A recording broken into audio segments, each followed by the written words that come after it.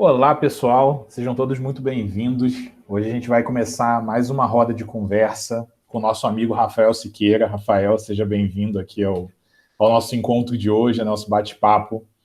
E ele vai falar de um tema muito relevante, né? Um tema muito atual, e eu acho que ele é atual não só na atualidade, é atual sempre, que é a dependência, né? Como a gente lidar, como a gente, de alguma maneira, vive isso na nossa vida e tem contato com pessoas também que possam estar vivendo esse tipo de situação. Então, seja muito bem-vindo, Rafael. Muito obrigado pela tua presença aqui. Sei que vai ser muito enriquecedor para todos nós, para quem estiver assistindo e que seja uma tarde de muito aprendizado para todos. Antes da gente começar o papo, vou pedir para a Mariane fazer o preparo, tá? Para a gente poder começar a entrar na ambiência um pouquinho, tá bom? Boa tarde, pessoal. Para o nosso preparo de hoje, eu trouxe o texto Vícios na Visão Espírita, escrito por Ricardo Guelfi de Souza, que nos diz o seguinte: a liberação de hormônios neurotransmissores do prazer, como dopamina, serotonina e adrenalina, são responsáveis pela satisfação após a realização de uma ação, como, por exemplo, sentir água dormar nos pés, comer o chocolate preferido, sensações singelas de felicidade. O revés desses hormônios são a dependência que podem acarretar ao organismo. Bebidas alcoólicas, drogas, trabalho em excesso, compras, exercícios, jogos, sexo, são algumas situações mais comuns a causar vícios. As razões são diversas: problemas psicológicos, genéticas, maus hábitos, maus pensamentos, influências externas podem levar à dependência. E a doutrina espírita alerta a questão do vampirismo. Os vícios ganham para sua manutenção a contribuição negativa dos espíritos obsessores, com quem permitimos nos sintonizar através do contínuo mau pensamento e comportamento, abrindo brechas à sua influência. Por meio dos pensamentos do dependente, os obsessores encontram os vícios compatíveis com as afinidades trazidas de suas encarnações passadas. A compulsão, então, passa a satisfazer também o vício do espírito, e não mais apenas do encarnado. A dependência não marca apenas o nosso corpo físico, mas também nosso perispírito. Mas é possível vencer. A humildade de reconhecer a doença e pedir ajuda é fundamental. Acreditando sempre, tendo fé em Deus e lutando pela sua vida e pelos que te amam, todos nós somos capazes de adquirir novos hábitos, de mudarmos o nosso padrão mental e de vencermos toda e qualquer dependência. Acho que o grande ponto aqui dessa mensagem é que a dependência ela pode estar atrelada a vários tipos de maus comportamentos e de maus pensamentos, porque num primeiro momento a gente pensa em dependência do álcool, das drogas, que são, claro, muito relevantes, muito impactantes, mas não são os únicos tipos de dependência. Então, às vezes, um mau comportamento, um mau hábito que vai se perpetuando no nosso cotidiano, vira sim um tipo de dependência também capaz de causar danos. Mas eu acho que a principal mensagem aqui desse preparo é que todos nós somos capazes de vencer. A gente está dependente, a gente não é dependente, a gente tem o poder de mudar através do nosso próprio esforço e também da ajuda, porque é importante reconhecer a necessidade de ajuda, e essa ajuda pode ser de várias vertentes ao mesmo tempo. A fé, o estudo, a leitura, as medicações, os tratamentos psicoterápicos e tudo isso que vem acrescentar a natureza. Existem muitas ferramentas com as quais a gente pode se fortalecer e tentar mudar a nossa própria ambiência, a nossa própria mentalidade. Então, eu acho que essa é a principal mensagem do preparo. A gente pode mudar o nosso comportamento e o nosso padrão mental através de uma mudança, de uma busca constante por aquilo que nos faz bem, do que nos faz feliz e o que pode ajudar a trazer esse equilíbrio. Do preparo é isso, Marcos. Se você puder fazer a prece inicial para a gente dar início ao estudo. Pode deixar. Para todo mundo se concentrar nesse momento, entrar nessa ambiência.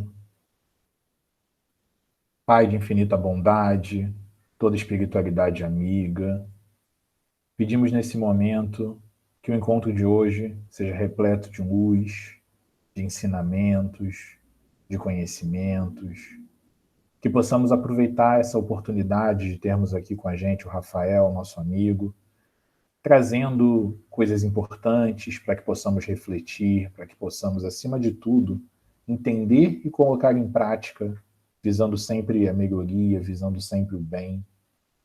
Que essa fluidificação, essa ambiência preparada alcance cada um dos locais onde estamos, trazendo as energias que precisamos, trazendo os fluidos que precisamos nesse momento, afastando de nós as angústias, as tristezas, os sentimentos negativos, e que possamos, acima de tudo, estar abertos de coração, de ouvido e de mente para o que será debatido no dia de hoje.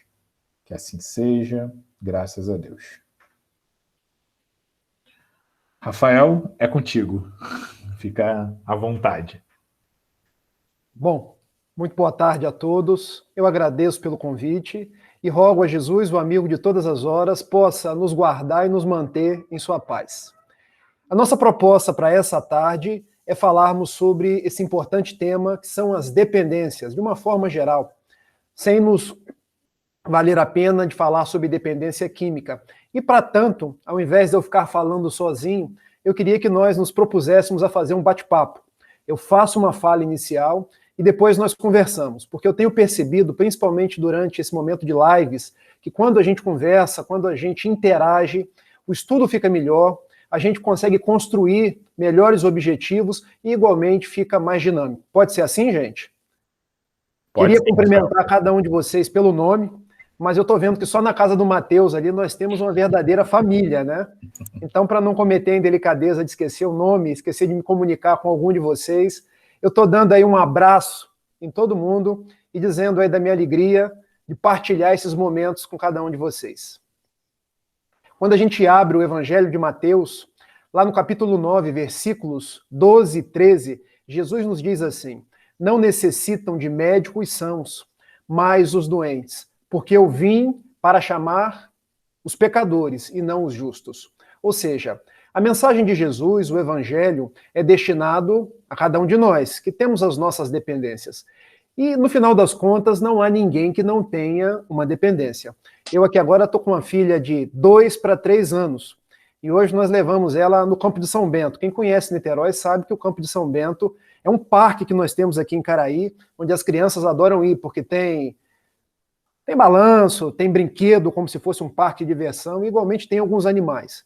E ela não consegue largar a chupeta. Olha a dependência da chupeta. E nós combinamos assim, minha filha, é o seguinte: se você jogar a sua chupeta para a patinha, ela vai dar para o patinho. E em troca, você vai ganhar uma boneca Luna. Ela jogou a chupeta, nós passamos na loja de brinquedo, compramos a Luna para ela, mas ela está aqui agora no quarto, perguntando: papai, não tem uma chupeta nova? Mas, filha, você acabou de dar a sua chupeta para a patinha, agora você vai ter que ficar sem chupeta. Não, papai, eu preciso de uma chupeta nova. Então vocês observam que na nossa vida nós sempre temos uma dependência, porque somos seres em construção. Na verdade, eu prefiro dizer que somos seres em construção do que seres imperfeitos.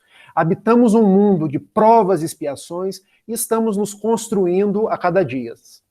Quando falamos em dependência, a dependência química, a dependência emocional, a dependência de pessoas, as mais variadas dependências.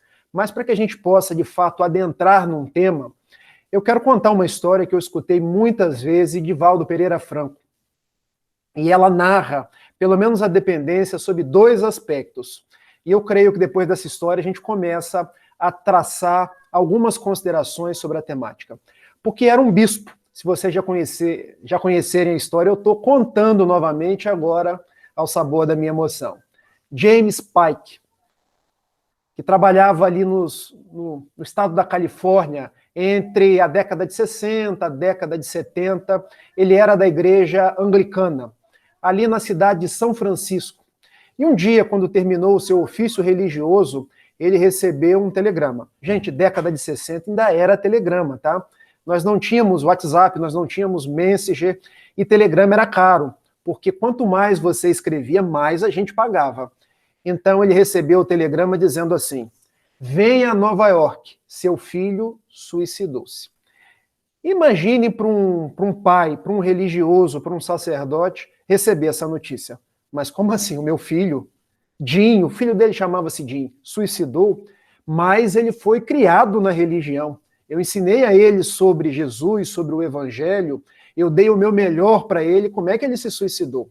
E o pai tomou o primeiro voo e foi até Nova York. A cidade de São Francisco fica na costa oeste, a cidade de Nova York fica na costa leste, então demoram algumas horas. Os Estados Unidos é um país verdadeiramente continental, muito grande. Quando chegou até lá, o filho já ia ser cremado. E colocando a mão na furna mortuária, ele chorou, porque nós sentimos saudade, nada obstante, creiamos na imortalidade. E ele começou num flashback a rever cenas da criação do seu filho. E se recordou, ele agora tinha cerca de 18 para 19 anos, que quando Jim tinha 13 anos, por primeira vez a sua mãe entrou no quarto dele, revirando as coisas, arrumando o quarto, e achou uma sacola. E dentro da sacola, maconha. E os pais muitas vezes tendem a acreditar nos filhos. E nós precisamos acreditar nos nossos filhos. Mas por dever de responsabilidade também temos que desconfiar. O amor nos faz desconfiar às vezes para o bem dos nossos filhos. E tomando daquele saco de maconha, foi até o menino e perguntou: o que é isso, meu filho? Ah, mãe, isso aí é maconha. Mas não é meu, mamãe. Isso é de um amigo meu que está curtindo essa onda, está curtindo essas coisas. Dá-me esse saco que eu vou entregar para ele. A mãe acreditou piamente. Deu a maconha para o menino e o menino aparentemente ia dar para o colega dele, mas era tudo para ele próprio fumar. Passaram-se os anos, e quando o Jim já estava de 15 para 16 anos, era uma madrugada. E quem é pai sabe que enquanto o filho não chega em casa, os pais não dormem. James foi acordado pela madrugada, era um telefonema do hospital. Venha até o hospital porque o seu filho está muito mal. Ele está numa overdose de cocaína. Não. Deve ser outra pessoa, porque o meu filho não usa drogas. Usa sim. Venha até o hospital. Venha porque ele pode morrer. Não, não pode. Esse menino foi criado na igreja, eu dei o meu melhor para ele. Venha, ele precisa de você. O fato é que ele foi. E indo até o hospital, o menino já tinha usado toda a cota de drogas possível na noite. Tinha bebido misturado com crack, misturado com cocaína e estava muito mal. O fato é que Jim, daquela overdose, se recuperou e depois confidenciou a seu pai. Papai, eu fui vencido pela droga. Num primeiro momento, eu quis juntar-me a um grupo, eu quis dizer-me homem, afirmar minha masculinidade. Depois, papai, tem também a curiosidade, nós nos fazemos curiosos, queremos experimentar, achamos que nós somos mais fortes que o vício, que nós vamos parar a qualquer momento. Também depois, papai, tudo aquilo que você me ensinou da religião é tão intangível, é tão distante, que eu quis mesmo curtir o barato do mundo. Papai, me ajude, por favor. Eu preciso de você. Eu preciso desse Jesus que você fala todos os domingos e outros dias da semana na sua igreja. E o pai, eu vou te ajudar. Eu vou fazer o que há de melhor para que você possa se recuperar. E sabendo de uma clínica, de uma das melhores clínicas de recuperação do mundo, não era apenas nos Estados Unidos. Ele resolveu levar o filho para Londres, porque ele queria igualmente tirar o filho ali da Califórnia, do contato com os outros jovens, com outras pessoas que tinham o mesmo vício, e o menino ficou um determinado momento em Londres. Lá passou por uma clínica de recuperação e depois de alguns meses ligou para seu pai. Papai, eu estou sóbrio, eu estou muito bem. Leva-me de novo para os Estados Unidos. Pois muito bem, meu filho, eu vou pessoalmente te buscar. E foi. Papai, eu não quero voltar para a Califórnia. Agora eu quero ir para Nova York. Mas por que para Nova York, meu filho? Eu sou um artista e não há espaço para artistas na Califórnia. Eu quero ali na cidade de Nova York fazer um curso, começar a pintar, começar a ter contato com a arte, e assim foi feito. O tempo passou e agora é chegado aquele momento em que James encontrava-se com seu filho que havia se suicidado. E ele pensou, Por quê? Será que ele voltou a usar drogas? O que será que se passou na cabeça do meu filho? Por que ele não ligou para mim? Por que ele não me pediu ajuda novamente? Muito contristado, ele volta até a sua cidade de São Francisco e resolve: bom, o que eu prego para as pessoas não tem servido para mim. Eu não sou um bom sacerdote. Deus deve estar às turras comigo. Eu vou deixar a religião.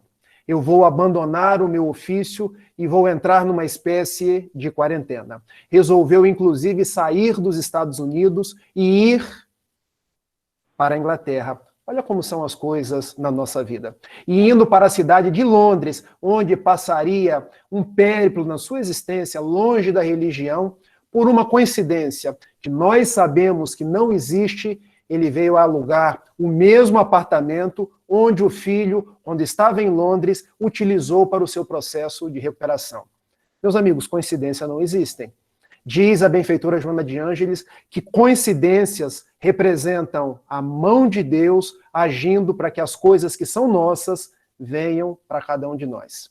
E naquele apartamento em Londres começaram a ocorrer coisas insólitas, verdadeiras ocorrências espirituais, porque ele tinha o hábito de sair à noite para tomar um ar, para tomar um chá, como é costume comum na Inglaterra, e um dia ele retornou.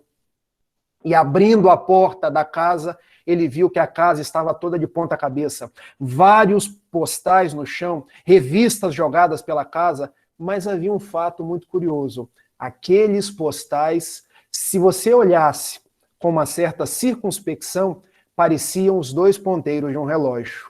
E se você olhasse melhor ainda, dava 8:50 da noite, que era o horário que o filho tinha se suicidado em Nova York. Ele achou aquilo muito esquisito, mas não deu muita bola. Começaram a ocorrer outras coisas. Porque ele foi para Londres, ele e a esposa, uma pessoa que o ajudava na igreja e uma secretária de nome Mary Bergrud. Gente, a minha pronúncia não é muito boa, mas vocês me perdoem.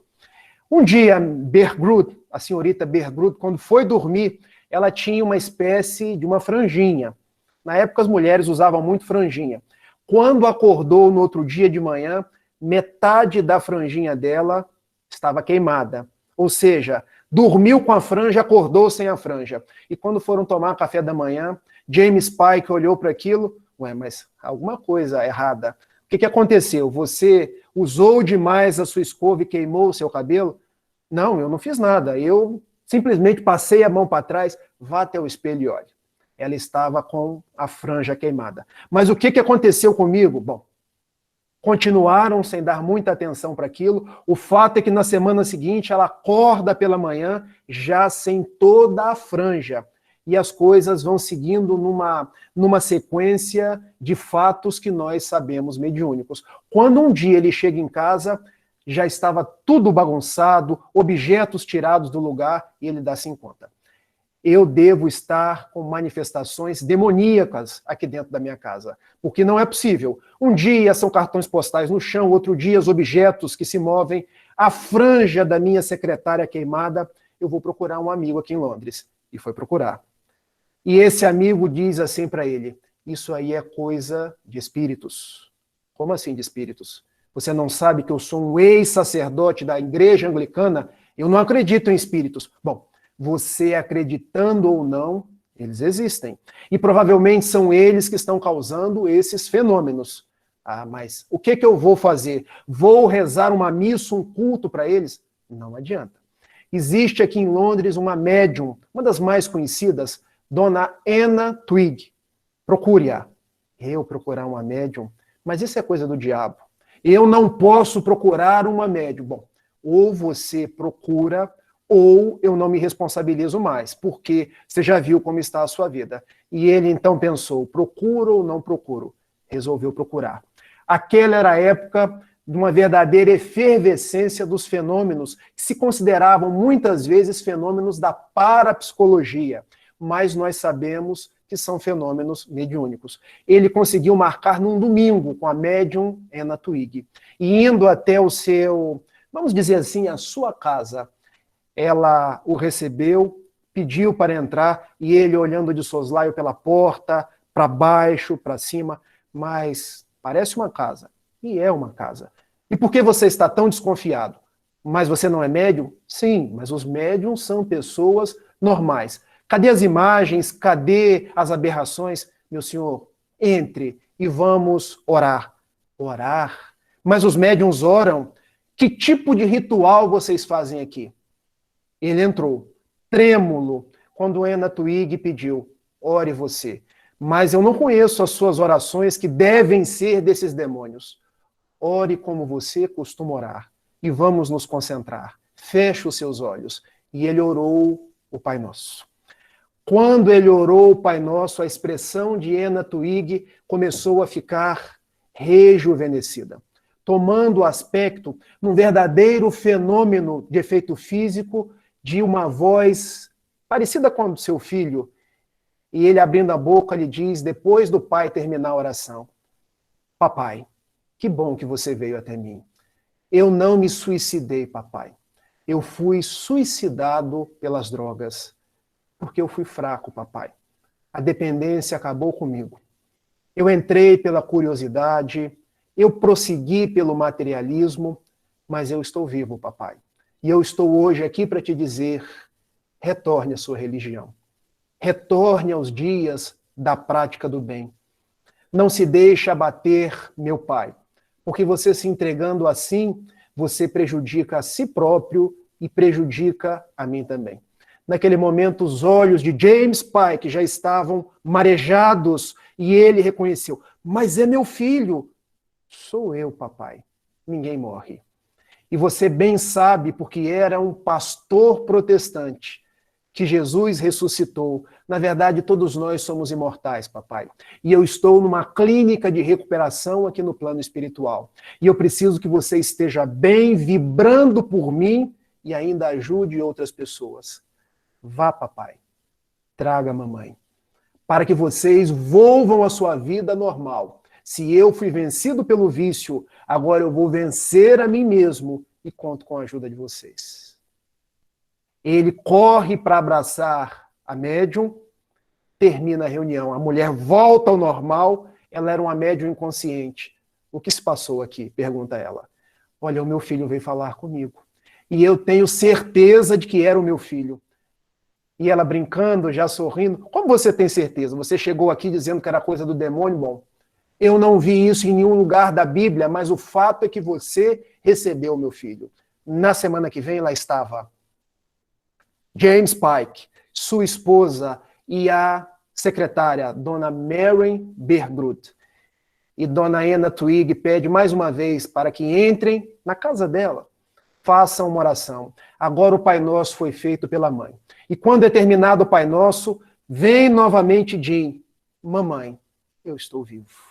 Mary Bergrud, fui eu que queimei a sua franjinha, porque eu detestava esse cabelo de franjinha. Você podia botar ele para trás, podia botar ele para o lado, mas parece que era birra comigo. Eu aproveitei e queimei a sua franjinha para que você viesse até mim. Então, hoje vocês estão aqui. Eu não morri. Eu preciso que vocês volvam à crença, volvam ao trabalho do bem, e quanto a mim, eu estou me recuperando. Porque toda dependência é a perda do endereço de si próprio. Toda perda do endereço de si próprio é a perda do endereço de Deus. Eu estou me recuperando. E do meu lado está um grande amigo do papai. Um sacerdote igualmente da igreja anglicana que depois de mim vai falar. Ele diz que ama seu pai, diz que ama sua mãe, diz que igualmente ama a Mary Bergrud, apesar de ter queimado a sua franjinha, e se vai. Quando um amigo de James Pike vem até ele e lhe diz, James, você vai me conhecer pela voz. Volva aos Estados Unidos. E agora, ao invés de ser apenas um sacerdote do Cristo, um sacerdote do amor, seja um sacerdote da imortalidade. Ajude outras pessoas nos mais variados processos de dependência. Porque se o seu filho se tornou dependente das drogas, você se tornou tão dependente dele que quase abdicou da sua própria vida. Percebe, meus amigos, dois tipos de dependência. Ele acolheu aquela sugestão do seu amigo e retornou para São Francisco, na Califórnia. E lá pediu permissão à igreja anglicana, em Londres, para voltar a oficiar. Assim foi feito. E quando sobe no púlpito pela primeira vez, ele fala: porque Jesus voltou da morte, porque nós somos imortais. É o que ele fala. Já não trazendo apenas a figura de Jesus como imortal, mas trazendo a todos nós na condição de imortais. Resolve publicar um livro, o nome do livro, The Other Side, o outro lado. Para, no meio da igreja crente, da igreja protestante, falar da imortalidade da alma. Torna-se um paladino da imortalidade, do combate às dependências das mais variadas causas e segue um trabalhador de Jesus. Por que eu conto essa história? Porque nós podemos vencer as nossas dependências, sejam elas as mais variadas possíveis.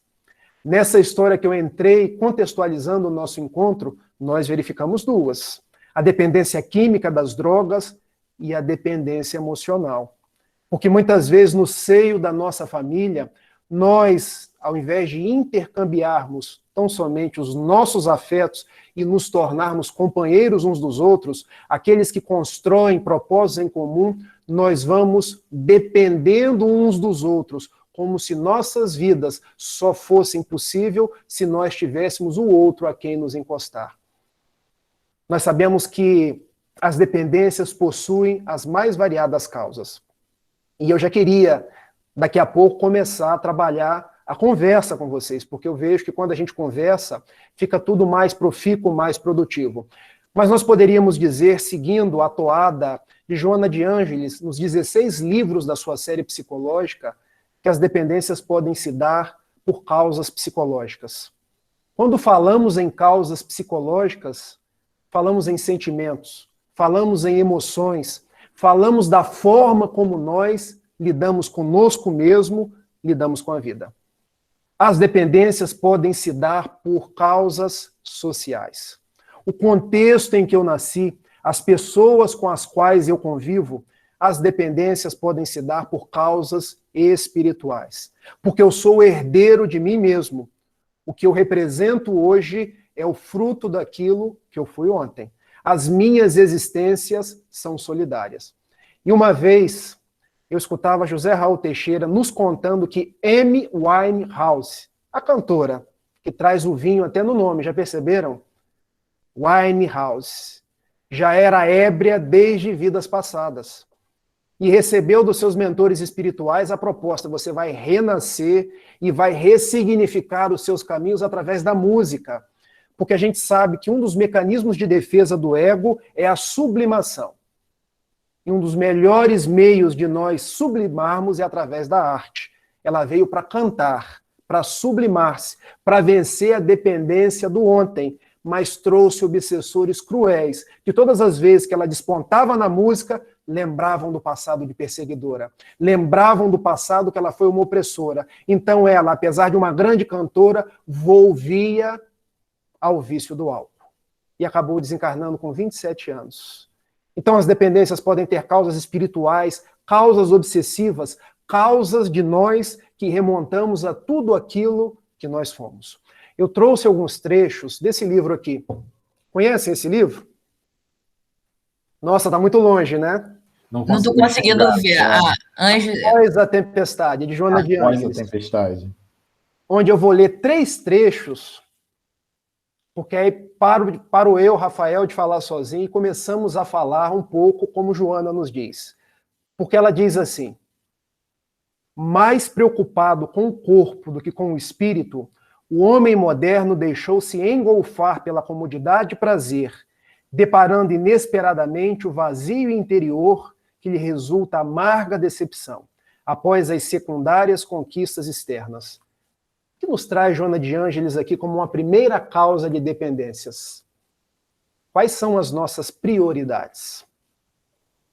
Se eu pudesse elevar as minhas 2 mãos com vocês aqui agora, e numa das mãos eu colocasse aquilo que eu tenho, e na outra mão eu colocasse aquilo que eu sou, quais que são as nossas prioridades hoje? O que eu tenho? Meu carro, a minha casa, os meus valores na conta bancária, o meu status Na minha empresa, na sociedade, a quantidade de likes que eu ganho nas redes sociais, a quantidade de seguidores que eu tenho, a quantidade de projeção que eu tenho, só que tudo isso é fogo-fato.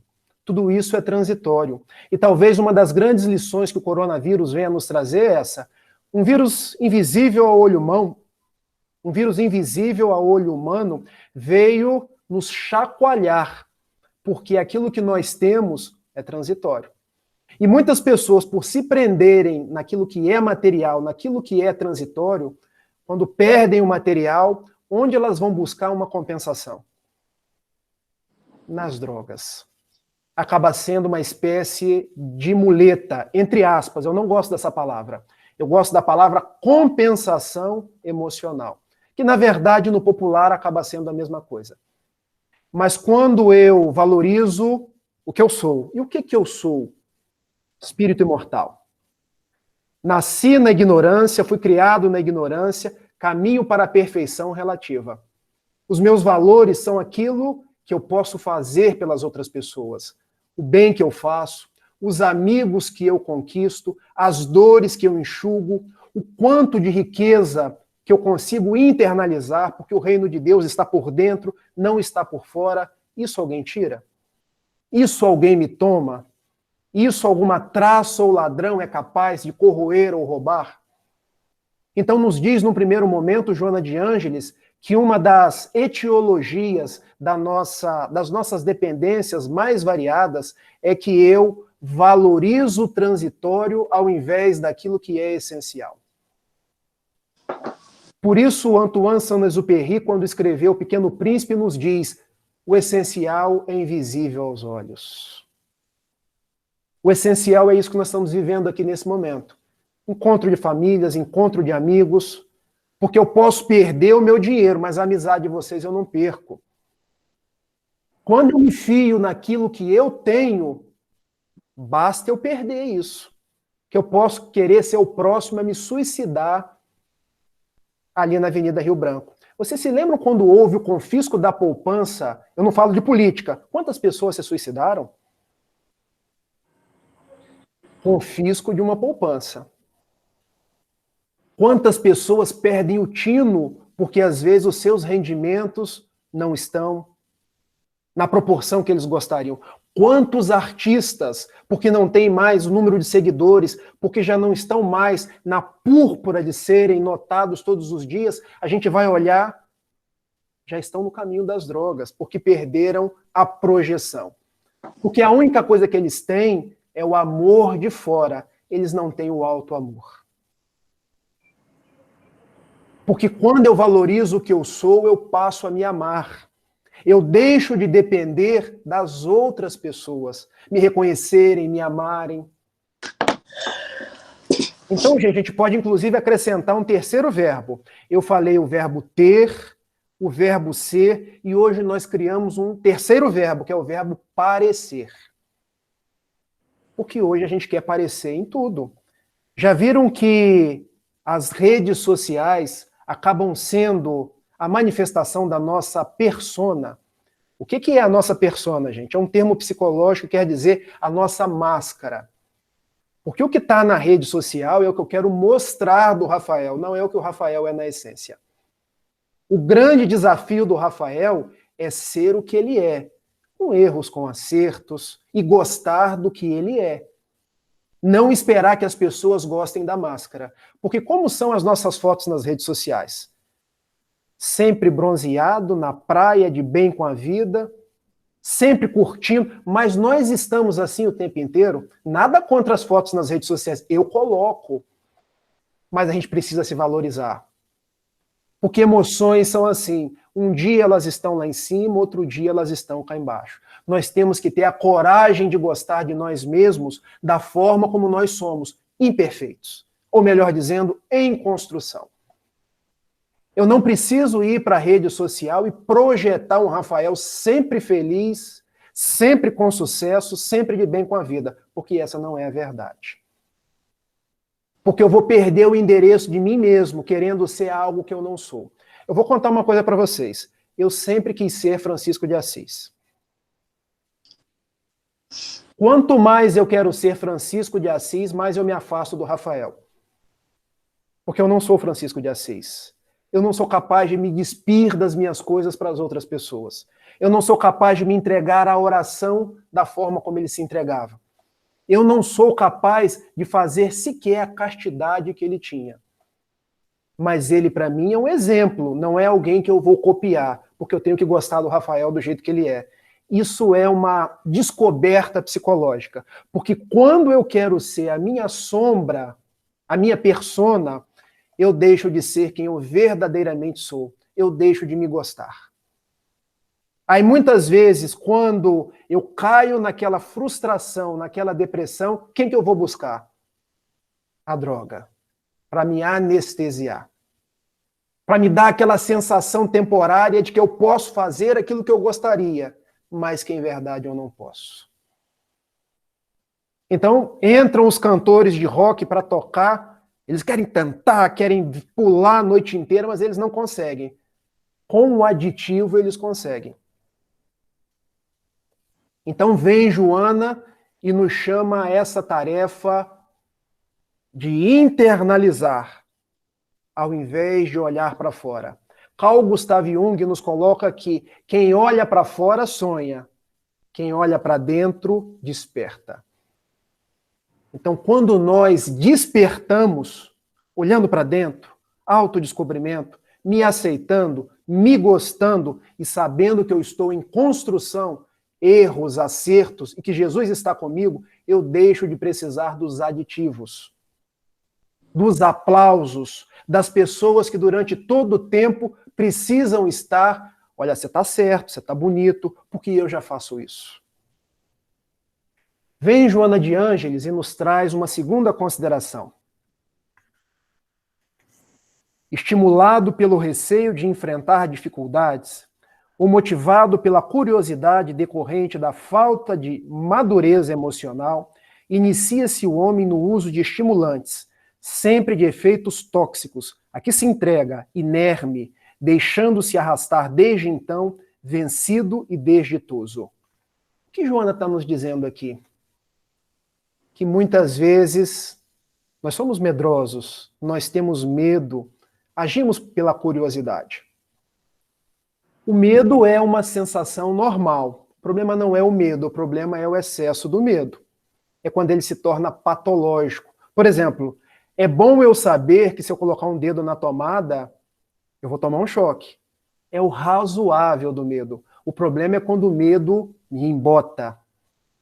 Então nós temos muitas vezes tanto medo que acabamos encontrando nas drogas algo para poder nos abrir campos. E eu gosto sempre de contar a história do meu pai. Meu pai dizia assim para mim: meu filho, eu só consegui namorar quando eu tinha 28 anos.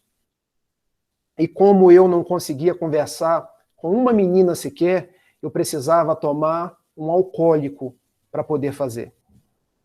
Eu só consegui me enamorar da sua mãe tomando cerveja, porque eu ficava mais tranquilo e conversava com ela. Sabe qual foi o resultado disso? Ele já devia ter alguma matriz do álcool de vidas passadas, tornou-se um ébrio. Casou com a minha mãe, viveram durante um tempo bem, mas começou a embriagar-se, o casamento dispersou-se, perdeu todos os bens que ele havia juntado. Graças a Deus já está há 16 anos nos Alcoólicos Anônimos, mas hoje diz para mim: olha, estou vencendo um dia de cada vez, meu filho. Porque lá atrás eu tive medo. Mas o medo era, na verdade, eu não achava, eu não me aceitava, eu não gostava de mim, eu achava que eu não tinha condições de fazer as coisas. Mas também diz no Joana de Ângeles que muitas vezes nós agimos por curiosidade. Como nós somos curiosos. Quantas vezes já me apresentaram: use isso aqui, tome isso daqui, porque você vai ver como você vai ficar bem, como você vai fazer as coisas, e a curiosidade vai nos levando sempre a experimentar um pouco mais, a querer um pouco mais. Então vejam que no fundo de todo o processo de dependência, há sempre, muitas vezes, uma questão psicológica, uma questão pessoal, e que o autoconhecimento, esse processo de aproximação com os ideais do Evangelho pode nos ajudar. E diz no Joana de Ângeles, aqui num terceiro momento,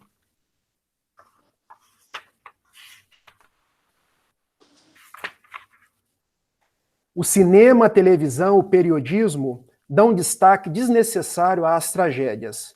Aumentam a carga das informações que chegam vorazes às mentes fracas, aparvalhando-as sem as confrontar, empurrando-as para as fugas espetaculares por meio de meandros dos tóxicos e de processos outros dissolventes, ora em voga.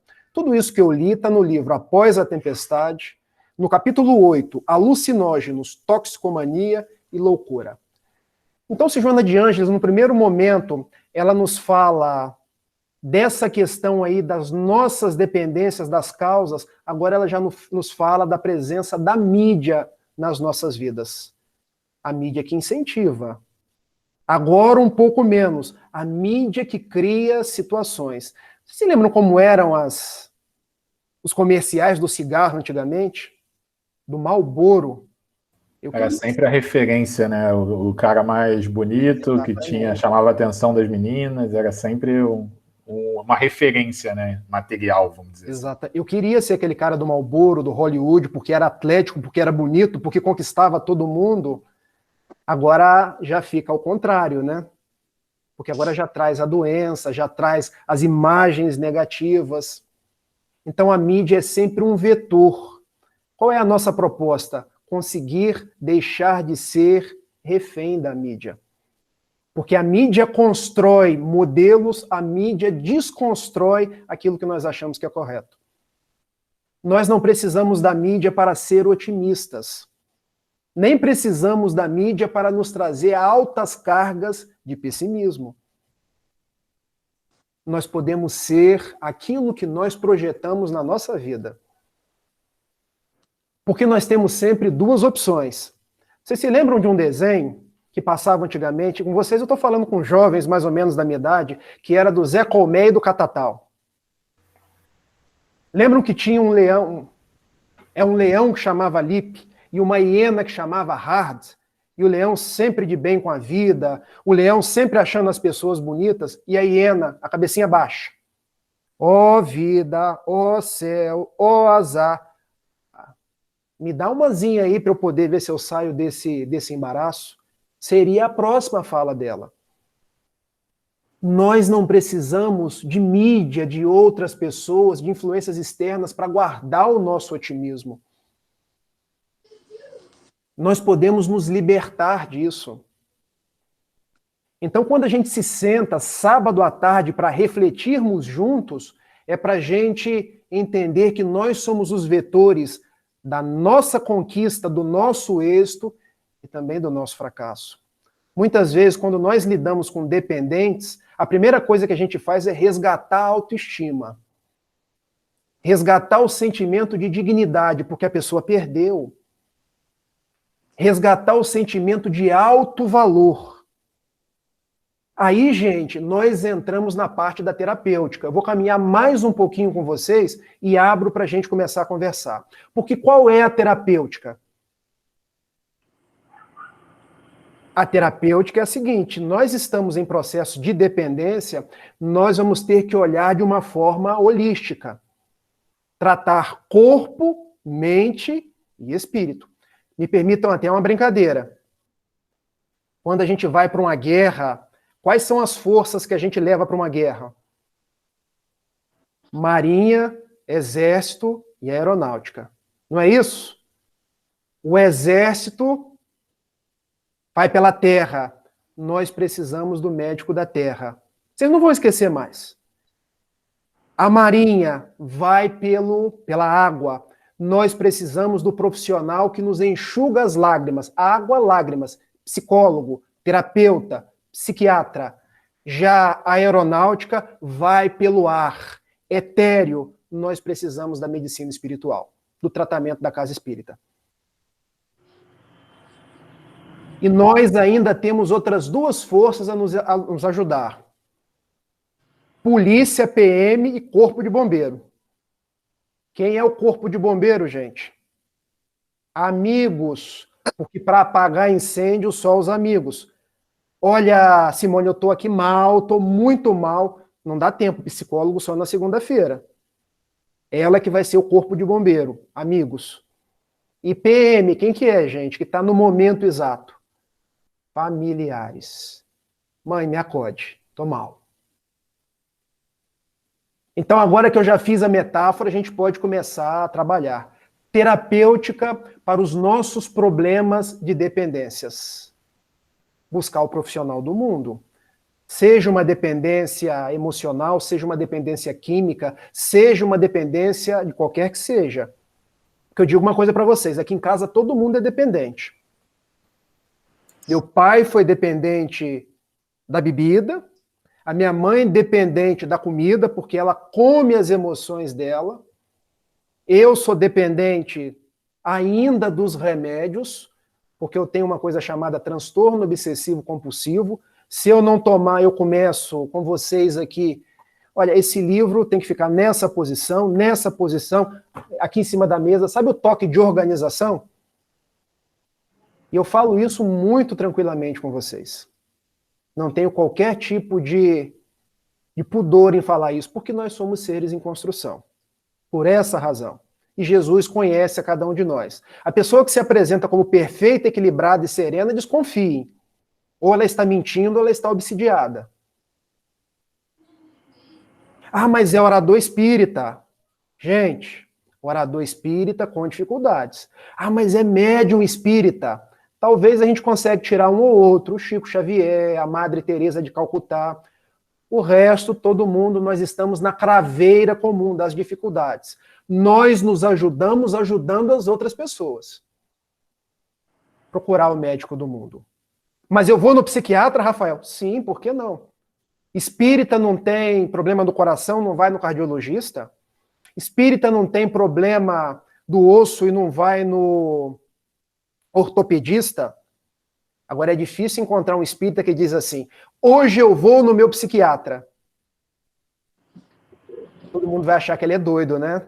Não, não posso dizer isso. O que vão falar de mim lá na casa espírita? Eu sou aplicador de passe. Gente, para aplicar passe, nós precisamos estar em paz, tranquilos. Às vezes a pessoa não vai em psiquiatra, mas está constantemente em conflito. E a outra vai e está equilibrada. Pode dar o passe. Isso não sou eu quem diz, isso é Manuel Filomeno de Miranda. Porque nós temos entre um neurônio e outro um espaço chamado sinapse. A Vânia, que eu estou falando de coisas que a Vânia poderia dar aula. E nessas sinapses existem determinados neurotransmissores, que já foi falado pela Mariane. Serotonina, noradrenalina, dopamina, que elas se desajustam. Às vezes nós precisamos tomar o remédio. Casos de depressão, casos de dependência química, precisa de remédio. Não é só tratamento em casa espírita, não é só clínica de recuperação. Nós precisamos do psicólogo. Por que o psicólogo? Porque as matrizes da dependência são matrizes psicológicas. São dramas, são emoções, são conteúdos do nosso inconsciente que precisam ser trazidos à consciência para serem ressignificados. Ah, mas e se for coisas de outras vidas? Bom, o bom terapeuta vai saber lidar com isso. Existem excelentes terapeutas que já trabalham com essas possibilidades de outras vidas. Eu estou fazendo psicologia, já estou indo para o 4º período e vou trabalhar a psicologia com vidas anteriores. Não preciso nem falar disso para o meu paciente, mas muitas vezes eu vou saber que se remonta a uma vida passada. Preciso, igualmente, de tratamento de casa espírita.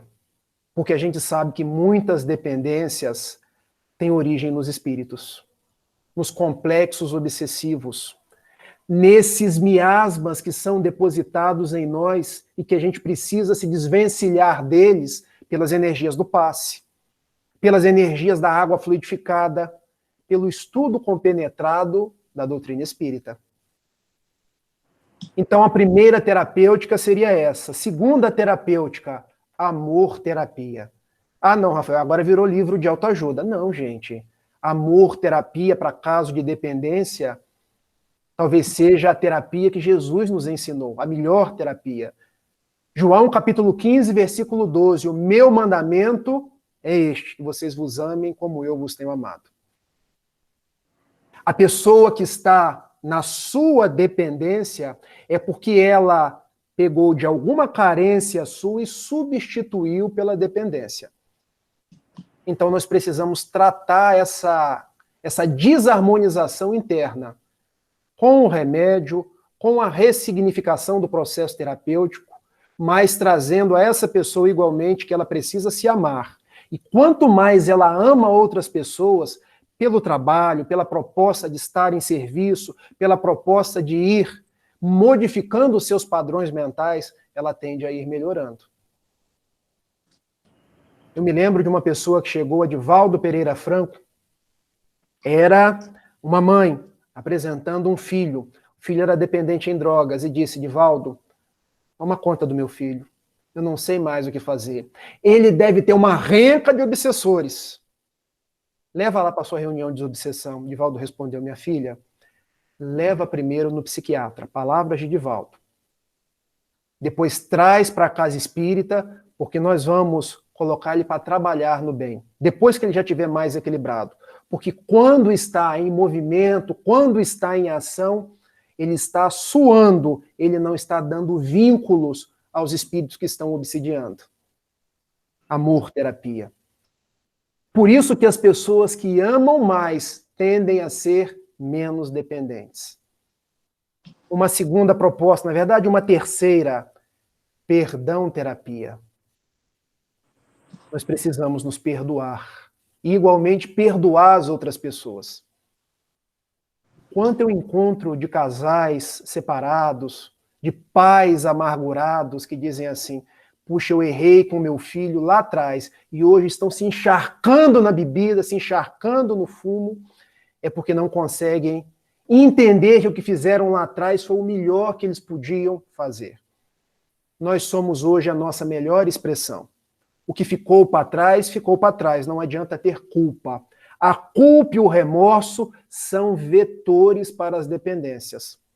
Porque a culpa martiriza, a culpa paralisa. Nós transformamos em responsabilidade. Nos perdoamos e perdoamos as pessoas. Eu vejo muita gente dizendo assim, eu digo um caso de uma própria prima minha.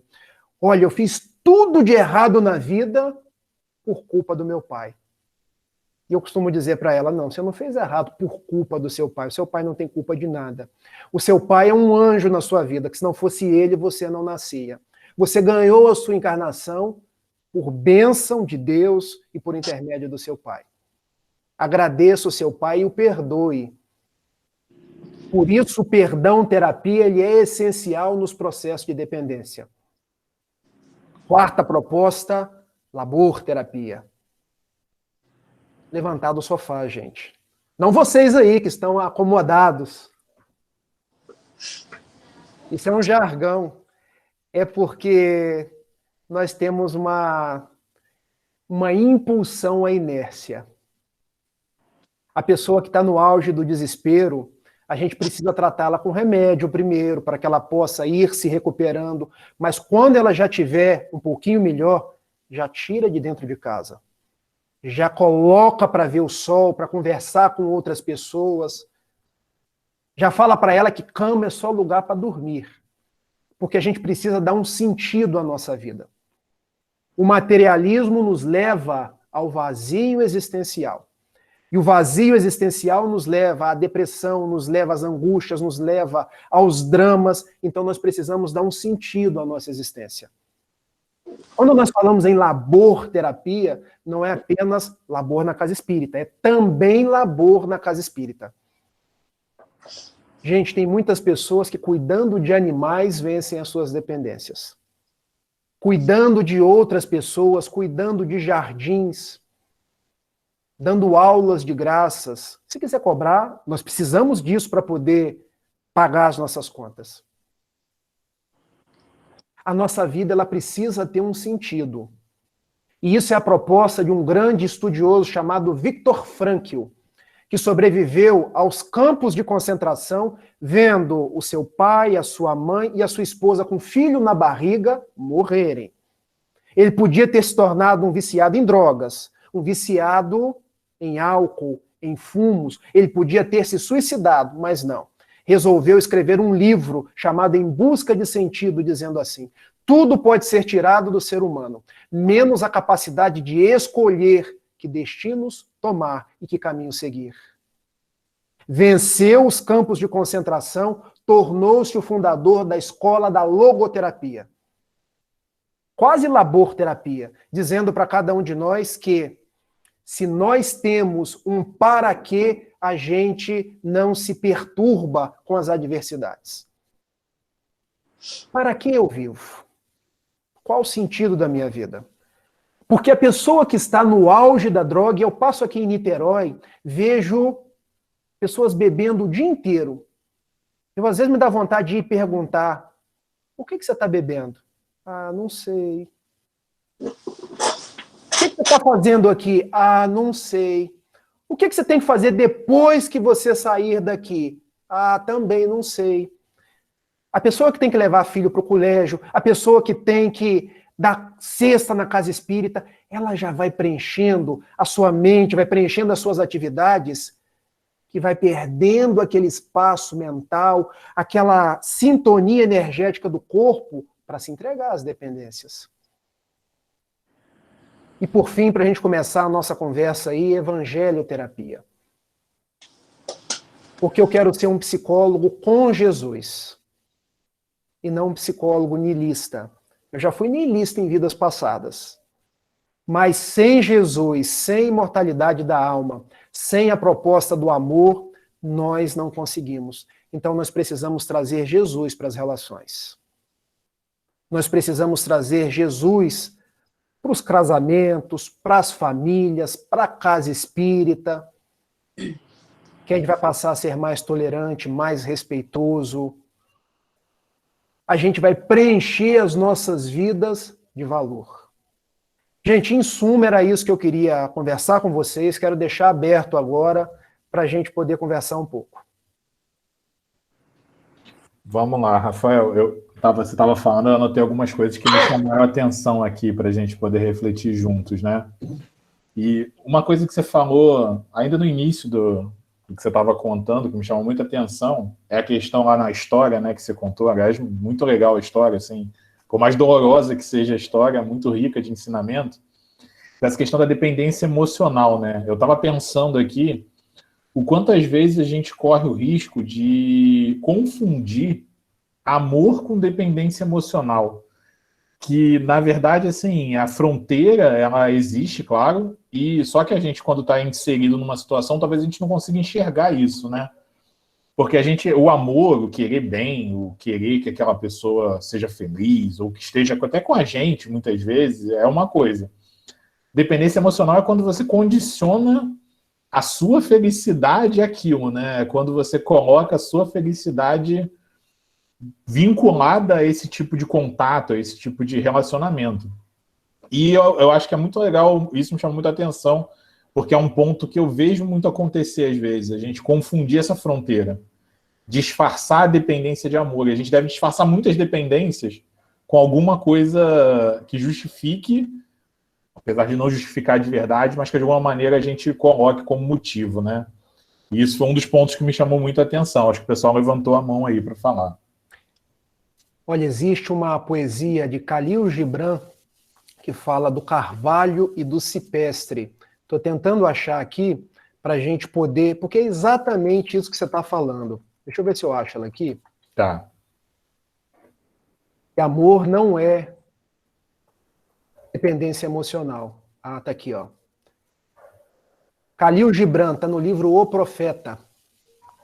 Amai-vos um ao outro, mas não façais do amor um grilhão. Que haja antes um mar ondulante entre as praias de vossas almas. Encheis a taça um do outro, mas não a bebais na mesma taça. Dai de vosso pão um ao outro, mas não comais no mesmo pedaço.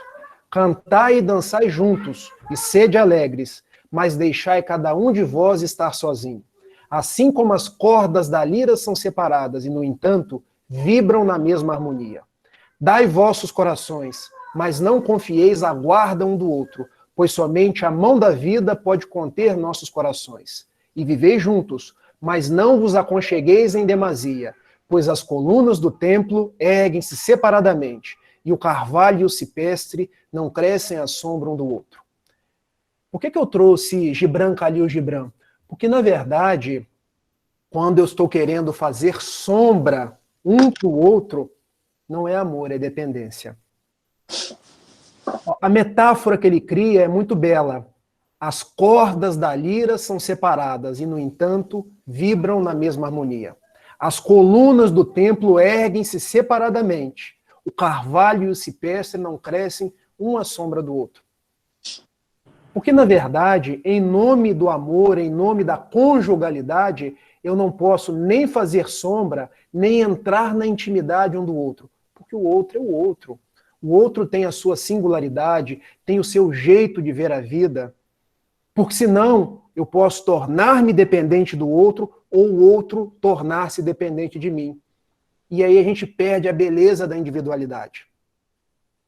E o bom é quando o casal, na beleza de cada individualidade, conseguem construir a conjugalidade, e não quando ambos se confundem de forma a perder a própria essência.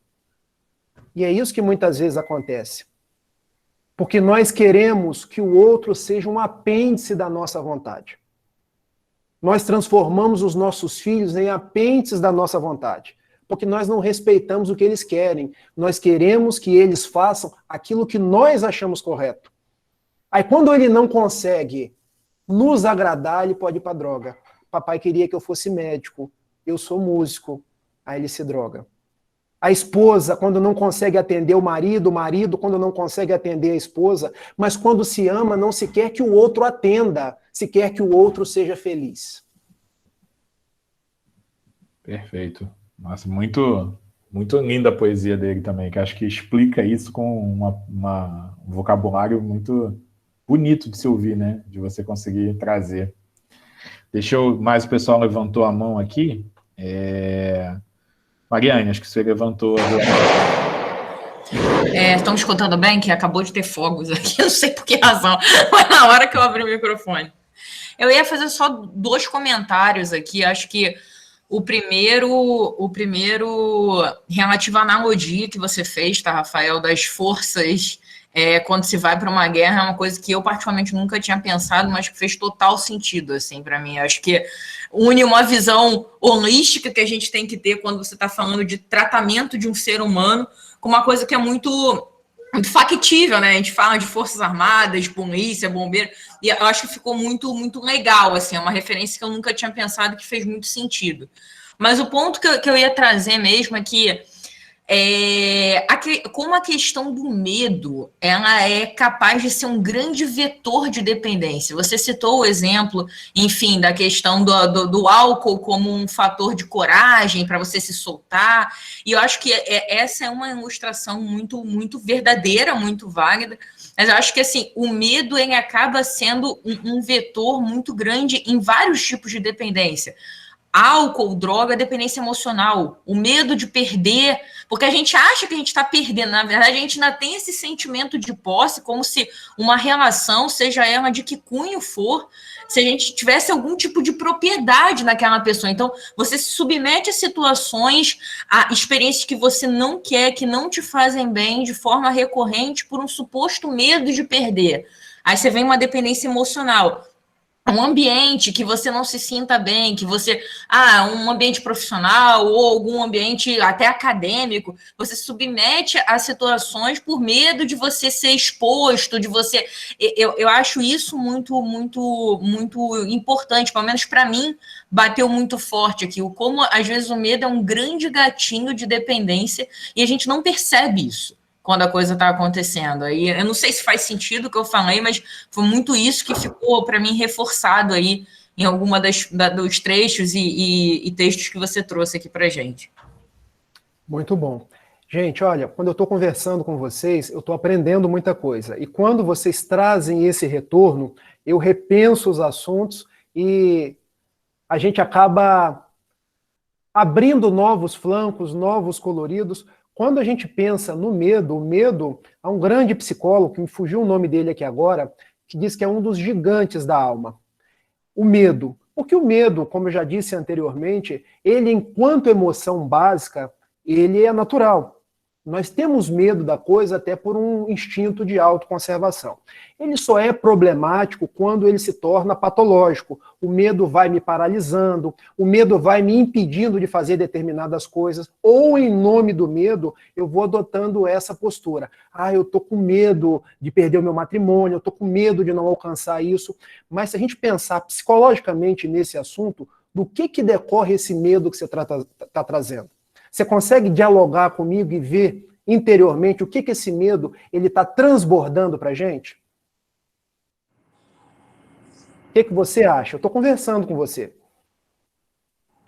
Não, enfim, eu acho que ele se aplica em diferentes vertentes. Acho que na minha vida também, tá? Com certeza, não me isento disso, mas eu até estava falando de uma forma maior. O medo como um gatinho para muita coisa. Se eu for trazer a minha experiência pessoal, eu acho que o medo é um grande vetor para mim, em tudo. Muitas das minhas escolhas, e aqui eu poderia passar tarde, inclusive, se você quiser, a gente pode marcar um outro momento. Então, mas, assim, eu acho que muito das minhas escolhas, muitas das coisas que hoje eu vejo que não são boas na minha vida, quando eu faço uma reflexão, uma reflexão sobre o fator gerador daquela decisão, foi muito voltado ao medo. Então, assim, não é uma dependência, como até eu falei no preparo, né? A gente sempre que a gente fala alguma coisa que também remete a um pouco da nossa vivência. E eu acho isso mesmo, acho que existem muitos tipos de dependência. Então, eu tenho várias, não das clássicas, graças a Deus, mas, assim, eu tenho várias dependências, e grande parte delas estão vinculadas ao fator medo. Acho que talvez por isso tenha batido tão forte para mim.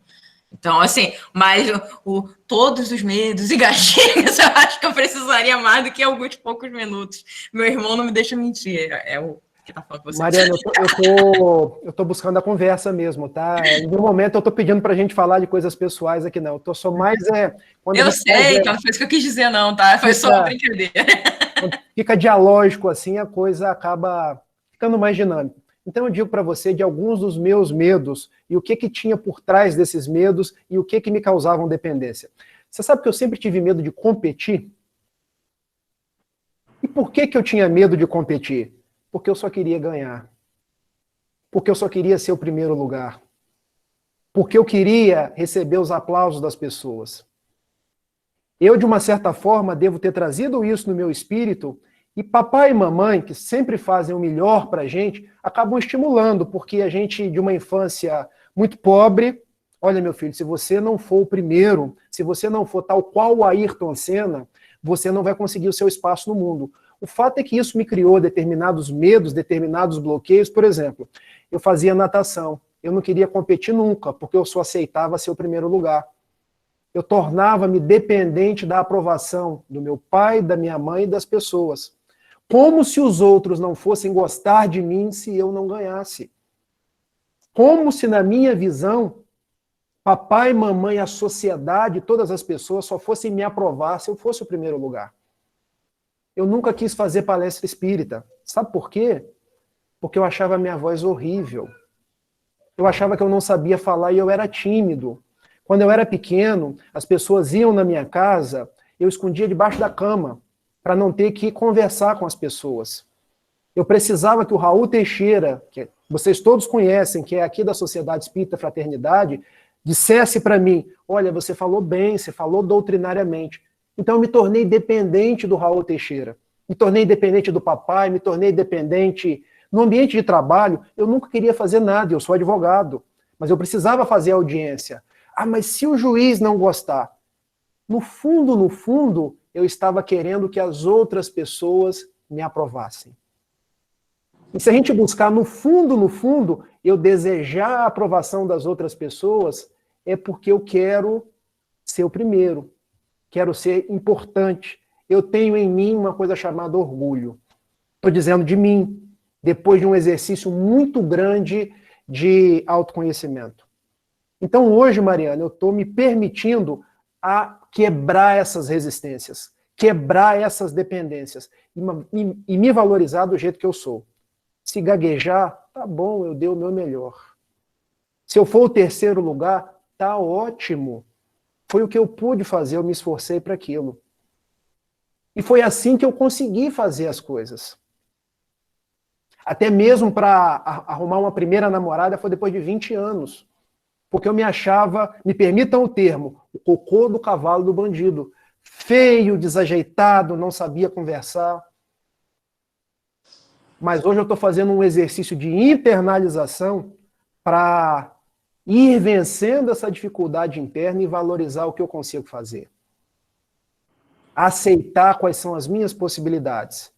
E isso, além de me trazer mais paz, me tira a dependência das pessoas. Porque eu não preciso mais que o meu pai, olha, ficou bom. Que o Raul Teixeira, a sua palestra foi boa. Hoje eu estou aqui com vocês. Uns podem gostar, outros podem não gostar, mas vocês podem ter certeza. Eu dei o meu melhor. Se eu tivesse mais, eu dava. Então, Rafael, você tem que dar a receita de como você superou isso tudo, porque você superou muito bem. Eu até falo assim, eu quero ser igual o Rafael Siqueira quando eu crescer, eu quero falar igual a ele. Eu já fiz até uma vez uma reflexão no Pedro II, através da tua palestra de amor terapia e perdão terapia. Eu falei, gente, está ótimo isso, eu quero falar exatamente igual o Rafael. Treinei, não consegui, mas também acho que falei, eu aceito assim, eu me aceito assim também. Eu falo como eu consigo, né? Se eu tive a boa intenção, eu fico satisfeita. E você falando isso agora, eu me peguei pensando aqui no meu filho. O meu filho, ele não gosta de competir, ele é tímido, ele nunca quer fazer uma apresentação, e eu fico assim meio decepcionada, porque eu faço de tudo para ele aparecer, né? Eu sou aquela mãe que quero que ele faça, que ele brilhe, que ele apresente. Então eu cobrei muito isso dele, e com isso o meu filho está assim. O meu filho está tímido, e aí quando ele tem que fazer apresentação no colégio, ele faz com os amigos. Outro dia ele fechou a porta do quarto, botou um monte de cadeira e falou assim, mãe, você não chega aqui, porque ele estava com vergonha de mim. Olha só o que eu vou ter que trabalhar nele depois disso aí que você falou. Não, na verdade, Vânia, a gente vai se trabalhando durante todo o tempo. Eu passei por muitas terapias psicológicas, eu hoje, inclusive, estou fazendo psicologia, e uma das coisas que eu descobri é o seguinte, eu sou quem eu sou, eu posso dar aquilo que hoje está nas minhas mãos. Não adianta eu querer agradar o mundo e me desagradar. Não adianta eu querer estar com um sorriso para todo mundo se por dentro eu estou um caco. Então eu vou valorizar a minha essência e vou construir nos meus relacionamentos o melhor que eu puder, mas sem me violentar. Eu lembro que uma vez eu fiz um curso, foi até um curso de oratória, que a pessoa pediu para que eu guardasse uma frase, e a frase é ela, seja você mesmo, em todos os momentos da vida. Porque a sua espontaneidade, a sua autenticidade é que vai dar o colorido da sua vida. Porque quando a gente começa a agir em nome das outras pessoas, em nome daquilo que vão falar, em nome daquilo que a sociedade considera o mais ajustado, a gente vai perdendo o nosso próprio endereço, o nosso próprio colorido. E diz Carl Gustav Jung que neurose nada mais é de quando você perde o endereço de você mesmo. Verdade. E da neurose você chega à dependência.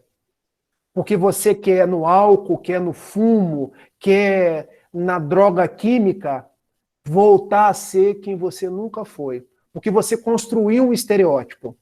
Você construiu um super-herói, você construiu um workaholic, você construiu uma pessoa que sempre acerta, você construiu alguém que está na ideia, mas não está na vida real. Então nós vamos ser autores, atores da nossa vida real.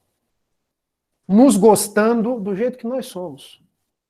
Sim, verdade. Quando a gente pega a questão 919 do Livro dos Espíritos, autoconhecimento, para chegar na autoaceitação, para chegar no autoamor, para depois se transformar.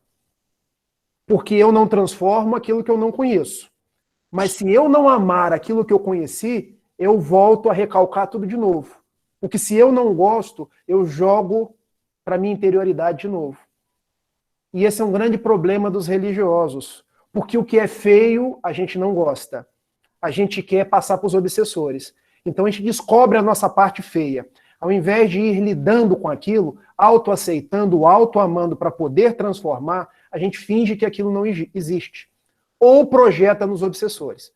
Ah, não, mas isso é uma obsessão. Isso eu não estou no meu estado normal. Estamos sim. Verdade. Está em mim, mas eu posso seguir em frente. Verdade. Rafael, tem mais gente para falar. Só um comentário rápido, vou furar a fila rapidinho aqui. Tudo que você fala assim me remete muito ao autoconhecimento mesmo, né? A tua resposta agora foi o autoconhecimento definido, é você entender realmente o teu processo, como você conseguiu lidar com as situações e o quanto importante é se conhecer. Se a gente se esconde, né? Se a gente a minha imperfeição, eu vou fingir que não existe. A gente não está se autoconhecendo, né? Posso deixar uma frase para vocês? Lógico. A dependência é um esconderijo. Guardem essa frase do nosso encontro da tarde. A dependência é um esconderijo. Aí eu preciso me descobrir. Eu estou me escondendo de quem? De quê? De qual sentimento? De qual emoção? Porque se eu não buscar do que eu estou me escondendo, eu vou precisar de cada vez mais dependência, de mais álcool, de mais droga, de mais aquela pessoa, porque tem pessoas que amam demais. Existe uma dependência da mulher com o marido, do marido com a mulher, mas na verdade está escondendo alguma coisa. É isso que eu preciso descobrir. Até a dependência da mãe com o filho, né? Às Exato. vezes a gente fala que não, mas às vezes uma mãe, ela é tão conectada ali no filho e acaba fazendo mal para o filho, né? Porque quando eles se conectam muito, a mãe sente tudo que o filho sente, o contrário é a mesma coisa. Então a mãe se faz mal e ela faz mal para o filho, porque ele também entra naquela conexão, né? Mas não se cobre muito não, tá, Vânia? Você foi sua melhor expressão durante todos os momentos da sua maternidade. A gente vai olhando para frente, nos reconstruindo aos poucos. Sim. Matheus, você tinha levantado a mão aí. Desculpa a demora. Bom, Rafael, primeiro eu queria dizer que todos nós 6 aqui estamos deslumbrados com a sua palestra. Inclusive, eu já falei que quando você se formar, eu quero ser atendida por você, eu quero ser sua paciente, não vai dar. Nós temos 3 perguntas que a gente recebeu aqui pelos canais de pergunta do GRESD, que eu gostaria de fazer para você, mas antes eu também queria fazer um comentário sobre o que a Mari falou quando ela levantou a mão, que ela trouxe a questão do medo, e você disse disso que o medo ele é também um instinto, só que a gente acaba trazendo esse instinto para a nossa realidade, do medo em momentos que não necessariamente é necessário. Necessariamente necessário foi ótimo. Mas eu passei 3 anos fazendo vestibular, que é uma situação que dá medo, dá muita ansiedade. Uma vez eu escutei uma palestra e a pessoa falou assim, que a adrenalina e o cortisol, que são, por exemplo, os hormônios do estresse, a gente tinha esses hormônios quando a gente era homem da caverna e estava fugindo de um leão, por exemplo. Eles eram necessários para a gente poder correr, para a gente poder despender o sangue para os músculos e correr e avançar. Só que hoje em dia, tudo na nossa vida a gente encara como se a gente estivesse fugindo de um leão. Às vezes é uma questão pequena, é o falar pequena, assim, entre aspas, né? É uma prova que você tem para fazer, é uma coisa que você precisa resolver e você encara como se aquilo fosse um leão. Aí todas essas descargas acontecem e muitas vezes paralisam a gente. Eu achei essa analogia muito interessante, que a gente está sempre correndo de um leão que não está ali, na verdade. E agora eu vou fazer as perguntas. Antes só das perguntas, deixa o Fábio levantou a mão, aí depois a gente vai para as perguntas, pode ser? Não tem problema, pode continuar, depois a gente emenda, sem problema. Não, Fábio, pode falar, que a gente sempre faz para deixar as perguntinhas para o final, mas pode fazer a tua colocação, fica à vontade. Tá bom, obrigado. Primeiro, uma boa tarde para todos, eu não tive nem tempo de me apresentar, e um abraço aí para o Rafael, bom te rever, Rafael, aqui. Prazer é meu, Fábio, pode ter certeza. Tá, fico feliz aqui. Queria só fazer um comentário, porque o assunto acaba remetendo, como o Rafael mesmo falou, a muitas outras questões. A gente lembra logo sobre a própria questão da reforma íntima, né, Rafael? Porque quando fala em autoconhecimento, a gente está falando em se descobrir, É uma autoanálise o tempo todo. E a base realmente dessa autoanálise que a gente faz, desse autoconhecimento, vai reverberar o tempo todo na própria questão do auto-amor e do auto-perdão. São fundamentais, né, Rafael? Para que se a gente não consegue trabalhar o auto-amor e o auto-perdão, esse ciclo dentro desse conhecimento que a gente precisa fazer dentro de nós não conseguimos dar um passo à frente nesse processo evolutivo. E isso é realmente fundamental. A gente tem feito um estudo do livro Reforma Íntima, da irmã Dufaux, e isso tem sido enriquecedor nesse sentido. E quando a gente fala da persona, das máscaras, é quando a gente reconhece essas nossas fraquezas, essas nossas inferioridades. E aí está a grande dificuldade, né? Muitas das vezes a gente observar, reconhecer, e aí entra a negação, né? De negar a culpa e aí procurar negar a mazela, né? A fraqueza, e buscar um culpado. Muitas das vezes colocar a culpa no obsessor, colocar a culpa no outro, em vez de reconhecer aquilo ali e tentar trabalhar essa fraqueza. E às vezes a gente trabalhando em pequenos detalhes, pequenas conquistas que nós conseguimos no dia a dia, aquilo ali é a fonte motivadora para que a gente possa continuar a cada momento da nossa vida, da nossa existência, dando passo importante nesse processo evolutivo. Nós somos feitos de valores e que nós vamos construindo ao longo de uma série de existências. Muitas das vezes esses valores eles estão deturpados, né? Ao longo dessas existências todas. O Rafael falou muito bem agora. Esse momento é o nosso melhor momento. Então, nós estamos muito mais próximos do que vai ser o nosso melhor do que nós já estivemos. Então, há uma dificuldade, obviamente, toda transformação íntima, né, ela requer sacrifícios e dores. Isso é inevitável, né, Rafael? Não tem jeito, nós vamos passar por isso.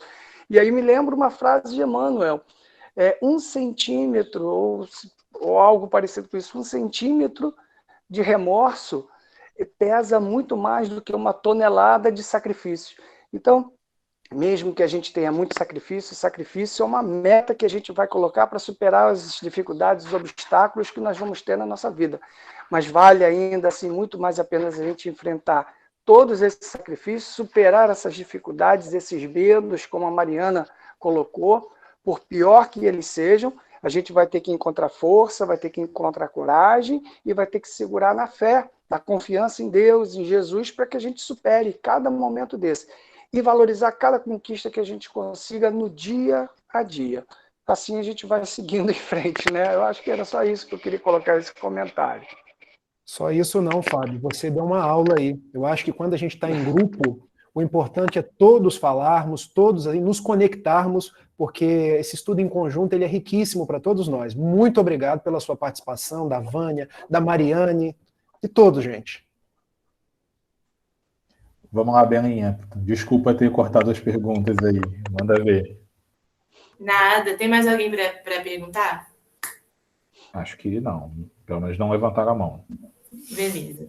A gente recebeu uma pergunta, Rafael, de como ajudar uma pessoa que sofre de dependência pela automutilação.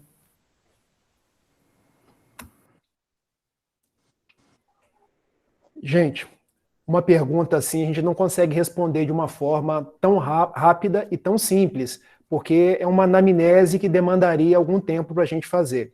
Porque a gente precisa entender essa automutilação, entender esse contexto dessa pessoa. Respondendo assim de uma forma rápida, a gente tem algumas saídas. Primeiro, pela própria doutrina espírita. Essa pessoa precisa de um atendimento espiritual, precisa ser trazida para um culto do evangelho no lar, uma tarefa de passe, uma tarefa de tomar água fluidificada, uma tarefa de retornar ao convívio da casa espírita. Agora, não nos é possível a casa espírita de uma forma presencial, mas nos é possível através das redes sociais, os mais variados cultos, as mais variadas palestras, o convite às leituras edificantes. Agora, no contexto pessoal, a gente precisaria entender um pouco melhor o assunto. Mas se já chegou na automutilação, talvez já seja o caso, se já não está sendo feito dessa forma, de se levar um terapeuta. Existem as mais diferentes abordagens dentro da psicologia para se buscar as matrizes dessa automutilação. Porque a pessoa se automutila porque existe algum sentimento mal resolvido, mal digerido, que precisa ser trabalhado para que ela saia dessa questão da automutilação. Tá? Agora, são providências que a gente precisa para hoje, porque se está na automutilação, isso aí pode evoluir para quadros mais graves. Então, quando a gente pega um quadro que nos é trazido doloroso como a automutilação, porque nem foi narrada qual é a automutilação, pode ser automutilação com algum instrumento cortante, então é preciso que a pessoa já haja com uma certa urgência. Se for o caso, até já procure até um médico, psiquiatra, para poder contornar a situação, dar algum remédio para a pessoa dar uma estabilizada e até propiciar que o psicólogo possa começar com a terapia a ir removendo essas causas geradoras desse problema. E quanto à terapêutica espírita que eu sugeri, o ideal é que toda a família faça junto, tá? Porque quando nós temos um problema dentro de casa, o problema não é da pessoa, o problema é da entidade familiar. Nós estamos vinculados nesses processos. Então, se eu quero evangelizar a minha filha, eu preciso me evangelizar, me tornar um exemplo, participar dos cultos, participar dos eventos, para que a gente possa evangelizar o nosso lar.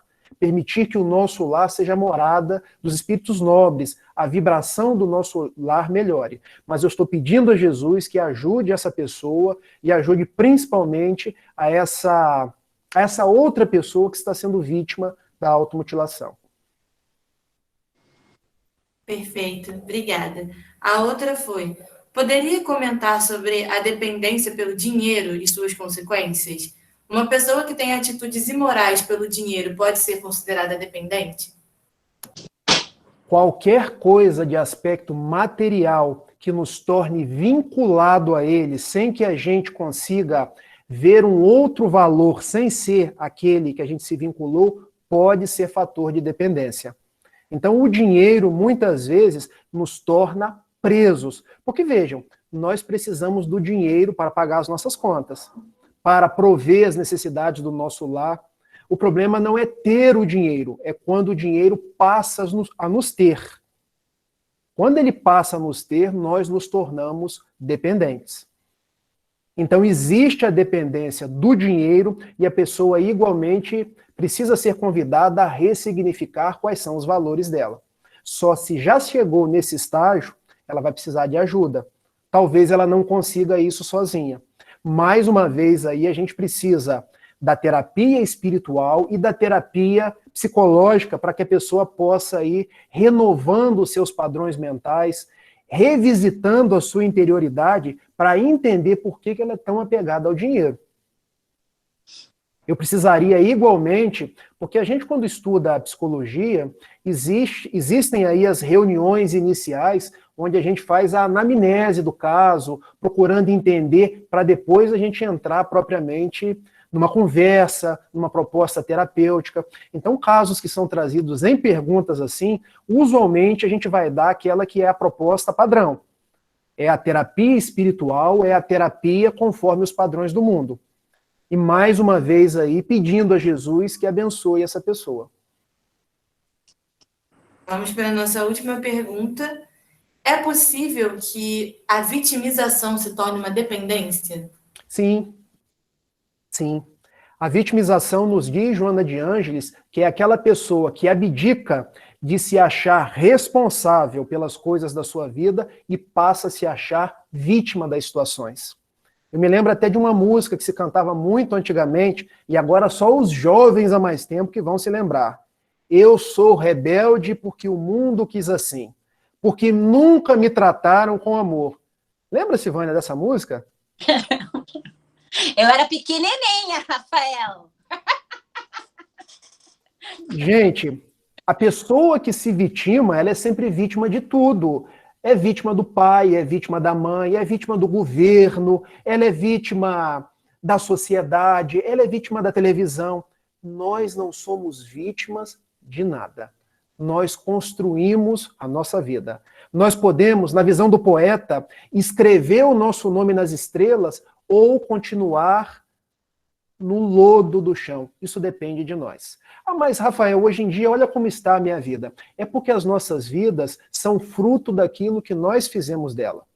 Hoje nós colhemos aquilo que nós plantamos. Isso não quer dizer que é para ninguém ficar triste, porque se eu não posso voltar atrás e mudar o meu passado, nos diz Chico Xavier, eu posso começar hoje a mudar o meu futuro. Então hoje nós estamos construindo o nosso futuro e, para tanto, eu preciso sair da condição de vítima e me colocar em ação.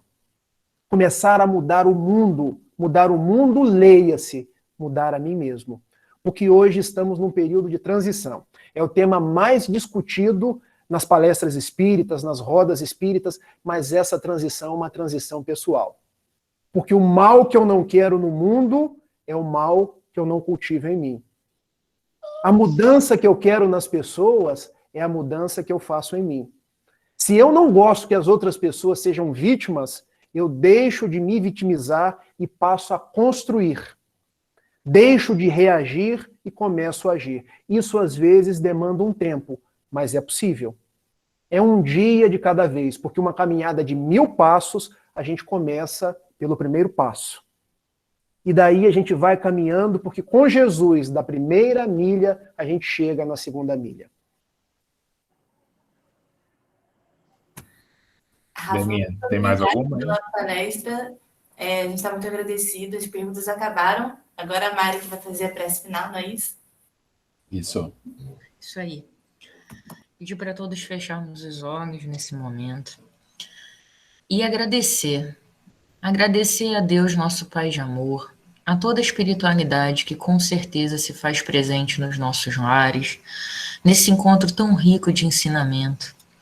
Agradecer a Rafael Siqueira, que trouxe aqui tantos ensinamentos, exemplos, discussões, debates edificantes, e pedir, Deus, que cada um de nós possa levar essa mensagem do alto amor, do alto perdão, do autoconhecimento para as nossas vidas. Que a semente que é plantada nessas rodas de conversa, sempre tão boas, tão edificantes, elas possam frutificar, elas possam entrar no nosso solo pessoal e fazer com que a mudança comece. Que essa mudança comece todos os dias, um passo de cada vez. Porque devagar, Pai, é a melhor pressa, mas a paralisia é com certeza a maior armadilha.